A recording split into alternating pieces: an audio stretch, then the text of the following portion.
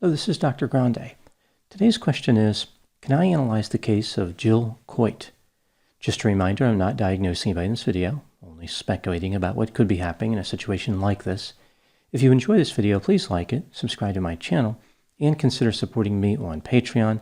I will put the link to Patreon in the description for this video. First, I'll look at the background of this case, move to the timeline of the crime, then offer my analysis. Jill Coit was born in Lafitte, Louisiana, on either June 11, 1943, or the same day in 1944. Lafitte is a different town than Lafayette. It is a small town about 40 minutes south of New Orleans, which is where Jill was raised. Jill's upbringing was described as normal. She was well liked in school, but did not perform well academically. When she was 15 years old, she moved to Indiana to live with her grandparents. In July 1961, not long after finishing her junior year in high school, Jill married her first husband. He was an apprentice bricklayer named Larry Enon. He just graduated from high school that year. Jill never returned to complete high school. The marriage didn't work out too well. Jill filed for a restraining order in March 1962 and divorced Larry in June. The couple didn't even make it 1 year. Jill moved back to Louisiana and earned her GED. She attended 2 different colleges, but never earned a college degree. In May 1964, Jill married her second husband, a college student named Stephen Moore. They had a civil ceremony in Mississippi and a religious ceremony in Louisiana. The couple had a son in March 1965, but by this time, they were already separated. In January 1966, Jill married her third husband, an engineer named William Clark Coit Jr. Jill was still married to Stephen Moore at this time. She didn't divorce Stephen until over a year later. William was amazed by Jill's attractiveness to such an extent, he was willing to forgive some of her moral shortcomings. Jill had 2 sons with William, one in 1966 and one in 1968. At some point, the family moved to Houston, Texas. The relationship between Jill and William was tumultuous. They separated, reunited, and separated again. On March 28, 1972, their separation would become permanent because William was murdered in his home in Houston, Texas. He was shot twice with a .22 caliber firearm, once in the head and once in the back.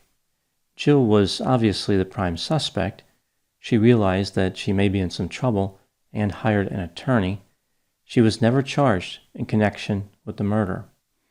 In November 1973, Jill married her 4th husband, a Marine Corps major named Donald Charles Brody. This was in California. They divorced about a year and a half later in July 1975. Just over a year later, in October 1976, Jill married an attorney named Louis DeRosa. He was her 5th husband. Louis was the attorney who Jill had hired after William was murdered. While she was still married to Louis, she married her 6th husband, an auctioneer named Eldon Dwayne Metzger. This was in March 1978. They separated right away and divorced years later. In January 1983, Jill married her 7th husband, a teacher in Indiana named Carl Steele. They split up less than a year later in December. They attempted to get divorced in Haiti, but the divorce was not legal in the United States. I guess it was a failed divorce. On a trip to Steamboat Springs, Colorado, Jill found a bed and breakfast that she liked. She purchased it for $230,000. In July 1985, Jill finally divorced her 5th husband, but of course she was still married to her 7th husband. Less than 6 years later, in April 1991, Jill married a hardware store owner named Gerald Boggs in Colorado. This is husband number 8. Gerald agreed to marry Jill because she said she was pregnant. In reality, sometime earlier in her life, she had a hysterectomy. Jill was lying to Gerald. In December of that same year, the marriage was annulled because he found out that she was still married. This same month, Jill divorced Carl Steele, who again was husband number 7. Therefore, Jill wasn't married to anybody. This must have felt quite strange for her. Also in this same month, December, Jill met a telephone maintenance man named Michael Backus. She used his last name, but there was no record of a marriage. Sounds like Jill was trying something new. In February 1992, Jill married a businessman named Roy Carroll in Las Vegas, Nevada. He was husband number 9. Now moving to the timeline of the crime. When Jill Coit and Gerald Boggs were married, Gerald loaned her $100,000 for the bed and breakfast that she owned in Steamboat Springs. She operated the business with one of her sons. It was worth about $600,000. Gerald never actually gave Jill the $100,000, but he had a legal document which said that he did. This meant that Jill could not take out any loans against the property. It was encumbered by Gerald's claim. After the divorce, Jill filed a lawsuit against Gerald. He filed a counterclaim accusing Jill of intentional infliction of emotional distress, defamation, false representation, and outrageous conduct. It was clear from his counterclaim that he was going to expose Jill's convoluted financial and marital situations. Jill did not want her past to be revealed in court, therefore she conspired with Michael Backus to commit murder. On October 21, 1993, Gerald Boggs left his home in Steamboat Springs to go to breakfast and then to work. Jill Coit and Michael Backus made entry into his home when he was gone. Jill was dressed as a man, and Michael was also wearing a disguise. When Gerald Boggs returned from working in his hardware store, Jill and Michael attacked him with a stun gun and a shovel. After unsuccessfully trying to suffocate him, they shot Gerald 3 times in the chest with a .22 caliber semi-automatic pistol. Gerald did not survive.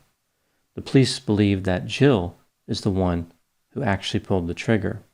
Gerald's body was found the next day, October 22.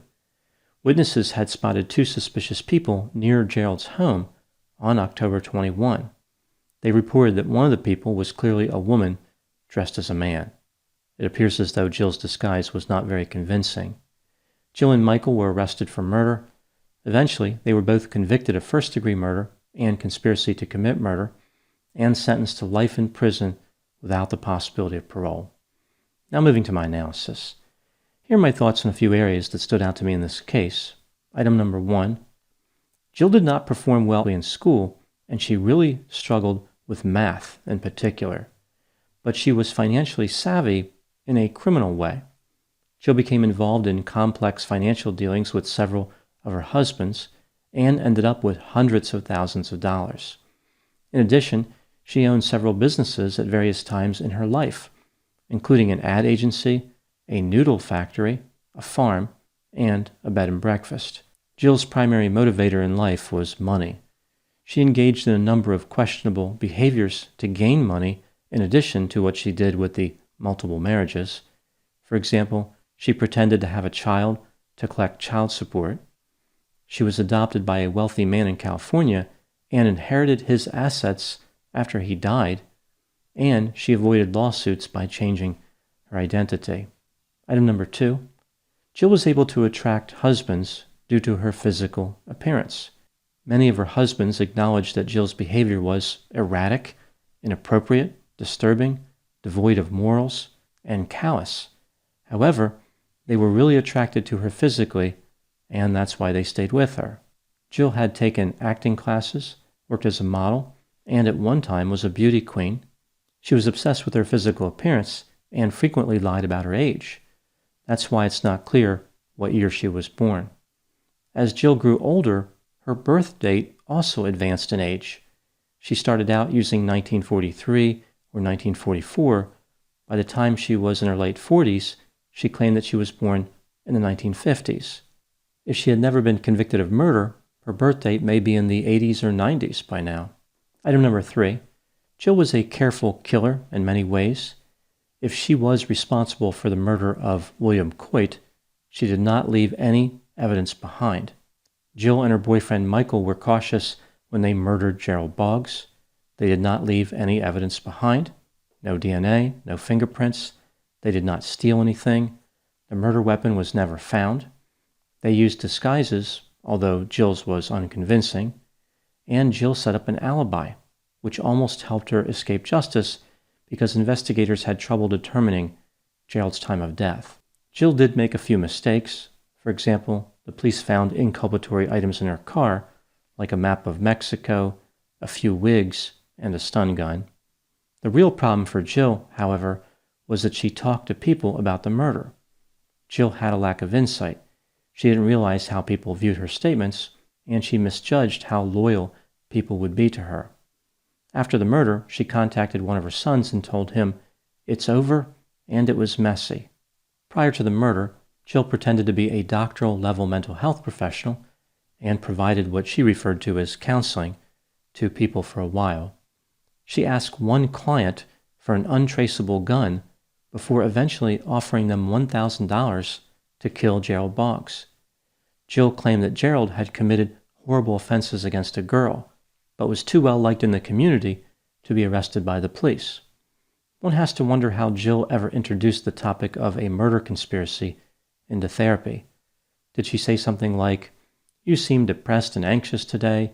Here are a few ideas for a change in your routine. You could keep a journal of your feelings. We could work on relaxation techniques. Or you could murder this random bad person that I'm mentioning for some unknown reason." Any of those options sound appealing? The client declined the offer to become involved in a homicidal conspiracy. Item number 4, Jill's marriage behavior was quite unusual. For example, she was married to at least 9 different husbands. With a few of her husbands, she had multiple marriage ceremonies, and she was often married to more than one husband at the same time. Too bad Jill wasn't as proficient at getting divorced as she was at getting married. I guess divorce wasn't as exciting, although I imagine a few of her husbands were excited about the divorce part. One would think that after being a bride for 5 or 6 times, Jill would have been phoning it in for the next ceremonies, but she maintained her level of enthusiasm. Jill really loved weddings, specifically her own. She is one of the few brides who could negotiate volume discounts for wedding services. For example, she could take advantage of the little-used wedding venue special, rent our facility for 3 weddings, and the 4th one is free. The downside is that Jill probably had to make several modifications to her wedding vows. For example, instead of saying "I do," Jill could have said something like "sort of." And instead of "in sickness and in health until death do us part," she may have used "in sickness and in health until at least a couple of months. Even prison could not suppress Jill's love of weddings. She made posts on the internet looking for a husband after she was incarcerated. Some people argue that being married is like being in prison, but for Jill, the difference is prison will be for life. Those are my thoughts in the case of Jill Coit. Please put any opinions and thoughts in the comment section. They always generate an interesting dialogue. As always, I hope you found my analysis of this topic to be informative. Thanks for watching.